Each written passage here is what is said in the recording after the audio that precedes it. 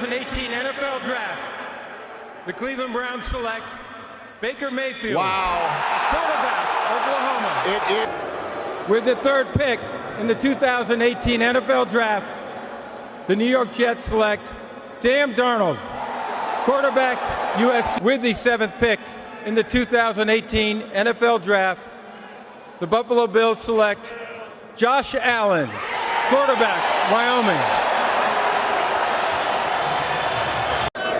With the 32nd pick in the 2018 NFL Draft, the Baltimore Ravens select Lamar Jackson, quarterback, Louisville. With the 10th pick in the 2018 NFL Draft, the Arizona Cardinals select Josh Rosen, quarterback, UCLA. The 2018 NFL Draft was billed as a quarterback renaissance. 5 first-rounders, each with a unique story, each carrying the hopes of a franchise. Baker Mayfield, the brash Heisman winner, Sam Darnold, the poised Californian prodigy, Josh Allen, the Wyoming wild card, Josh Rosen, the cerebral gunslinger, and Lamar Jackson, the electric dual threat who would become an MVP. But as we stand in January 2026, only one of these quarterbacks is on the verge of reaching the Super Bowl, and it's not the one who was most expected. This is the story of Sam Darnold, overlooked, underestimated, and now, potentially, the first of his class to play on football's biggest stage. Let's revisit the journey of the 2018 quarterback class, contrast their arcs, and ask, what does Sam Darnold's rise tell us about resilience, system quarterbacks, and the true nature of a franchise quarterback? Looking deep downfield into the end zone. Touchdown Jets, Robbie Anderson. 5 out of the gun. Darnold, the quick release, and the catch is made by Anunwa inside the 5, spinning. 3rd down 9. And he's got him. What a catch by Powell. Touchdown. Sam Darnold entered the NFL at just 21 years old, the youngest opening day starter in league history. The Jets, starved for stability, handed him the keys immediately. His rookie season was a microcosm of his early career, moments of promise, like a 48-17 rout of the Lions in his debut, interspersed with costly mistakes and relentless pressure. The numbers tell part of the story. Darnold's 2018 campaign was marred by instability. He would finish the 2018 season with a 4-12 record, 2,865 yards, 17 touchdowns, 15 interceptions, with a 57.7 completion percentage. He had a porous offensive line where he would take 30 sacks on the year, a revolving door at skill positions, and a defense that would rank near the bottom of the league.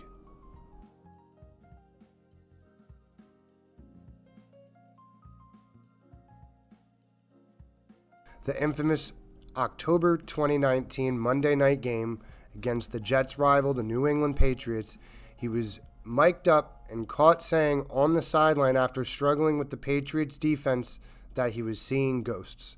The moment became viral, highlighting his struggles, and it led to widespread discussion and memes of his performance that night.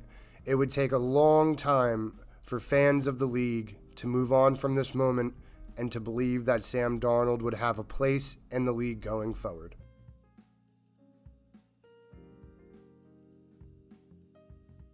When Sam Darnold left the New York Jets after the 2020 season, most of the league had already written him off. He was labeled a bust, a turnover machine, and a cautionary tale.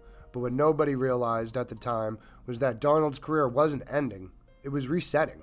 And every stop he would make after New York, every trade, every backup role, every new coach, all of it quietly rebuilt him into the quarterback now leading the Seattle Seahawks deep into the NFC playoffs. His journey's chaotic, but it's also one of the most fascinating quarterback development arcs of the modern NFL. Carolina wouldn't just be a new team, it would be Darnold's first chance to breathe. He went from the chaos of Adam Gase's Jets to a more structured environment under Matt Rule and offensive coordinator Joe Brady. Brady's system emphasized timing, rhythm, and simplified reads, the exact opposite of the Jets' broken offense. Early in 2021, Darnold would flash real growth, including a stretch where he would lead the league in rushing touchdowns among QBs. but injuries, a collapsing O-line, and rules instability derailed the season. Still, this would be a stop that mattered. It was the first time that Darnold wasn't being asked to carry a franchise on fire. After Carolina moved on, Darnold would sign with the 49ers, where he would become a backup behind Brock Purdy. This is the year that changed everything. Kyle Shanahan is arguably the best QB developer in football. Under him, Darnold would learn footwork discipline, timing-based progression reading, play-action manipulation, pocket structure, and how to operate in a system that creates open throws. This was the first time in his career he wasn't being thrown into chaos. He was learning, absorbing, refining, without being hit 40 times a game. Even as a backup, this was a masterclass season. And yet, his time with the 49ers would come to an end. When Sam Darnold arrived in Minnesota, it wasn't with the fanfare of a franchise savior. It was quiet, almost anonymous. Another one-year deal for a quarterback the league had already filed under backup material. But what nobody realized at the time was Minnesota had become the most important proving ground of his career, the place where all the scattered pieces finally snapped into alignment. Under head coach Kevin O'Connell, Darnold stepped into a system built by someone who actually understood the quarterback position from the inside out. O'Connell didn't ask Darnold to be a superhero.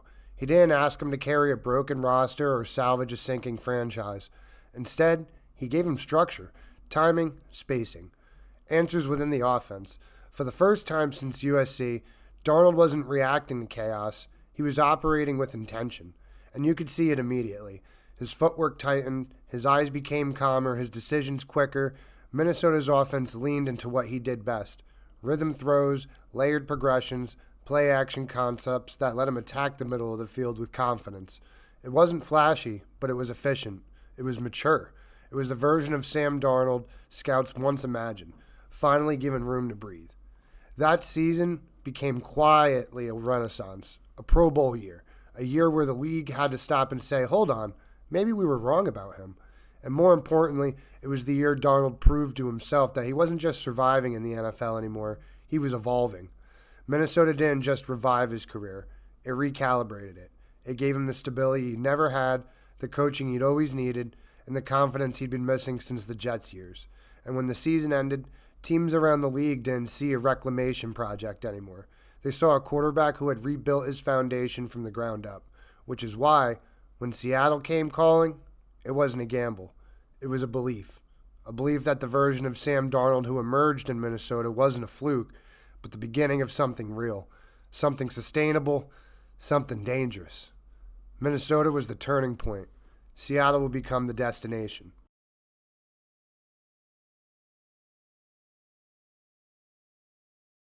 When Sam Darnold arrived in Seattle, it wasn't as a placeholder.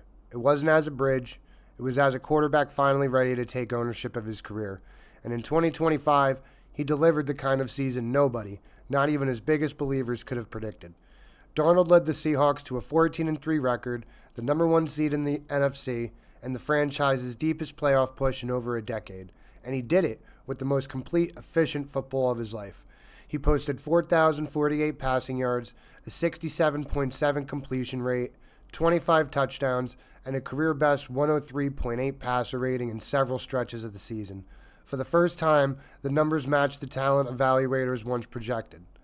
The arm strength, the anticipation, the poise, it all crystallized, and the moments were real. A 4-touchdown masterpiece against Washington, a 330-yard explosion on the road, a gritty, mistake-free performance in the divisional round, where he completed 70.6% of his passes while battling an oblique injury. He earned himself a $500,000 incentive bonus in the process. This wasn't the Sam Darnold of old trying to survive. This was a quarterback dictating his own terms. But the defining chapter of this season comes soon with the NFC title, a rematch of his previous playoff loss while he was with the Vikings. Everything comes full circle this week. Stafford brings experience, firepower, and a Rams team that has already proven it could force Darnold into mistakes. But Seattle brings the league's best defense, a dangerous receiving core led by Jackson Smith and Jigba, and a quarterback playing the most confident football of his career. This isn't just a playoff game.